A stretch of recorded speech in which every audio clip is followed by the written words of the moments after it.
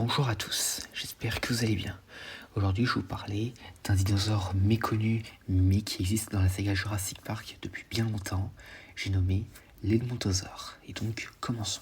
Alors pour commencer, qu'est-ce qu'un Edmontosaure? Donc, l'Edmontosaure était un grand dinosaure ayant vécu à la fin du Crétacé. Et c'était même l'un des derniers hadrosaures à avoir foulé la Terre avant la fameuse extinction Crétacé-Paléogène. Il mesurait environ 12 mètres de long et pesait un peu plus de 4 tonnes, avec une longueur maximale enregistrée de 15 mètres. Il est aussi l'un des plus grands hadrosaures connus, et était même une des proies principales pour le tyrannosaure. Et donc maintenant, passons à l'Edmontosaure dans l'univers jurassique. Donc, l'Edmontosaure avait été recréé sur Isla Sorna pour le Jurassic Park d'origine. 4 d'entre eux se trouvaient sur l'île et ont été relâchés lorsque l'ouragan Clarissa a frappé l'île. L'espèce a alors continué à vivre sur l'île et d'ailleurs l'un d'entre eux a été chassé par les parents T-Rex et on peut d'ailleurs en retrouver le crâne dans le nid lors des événements du monde perdu. Donc plus tard, l'Edmontosaure a été utilisé comme attraction à Jurassic World et avait été hébergé dans la vallée des Gallimimus.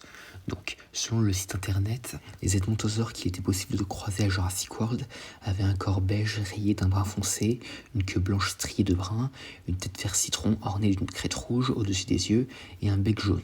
Son apparence réelle, cependant, dans le parc demeure inconnue à ce jour.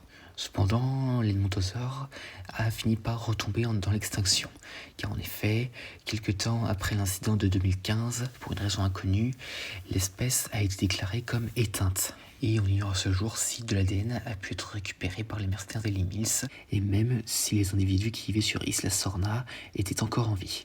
Par ailleurs, un squelette d'Edmontosaure était présent dans le manoir Lockwood. Mais en tout cas, l'Edmontosaure, à notre connaissance, ne faisait pas partie des espèces qui ont déferlé sur le monde à partir de 2018. Et à part ça, c'est tout ce qu'on a concernant l'Edmontosaure dans l'univers jurassique à ce jour. Pour la petite anecdote, comme je l'ai dit plus tôt, un crâne d'Edmontosaure est visible dans le nid de Tyrannosaure, dans le monde perdu Jurassic Park.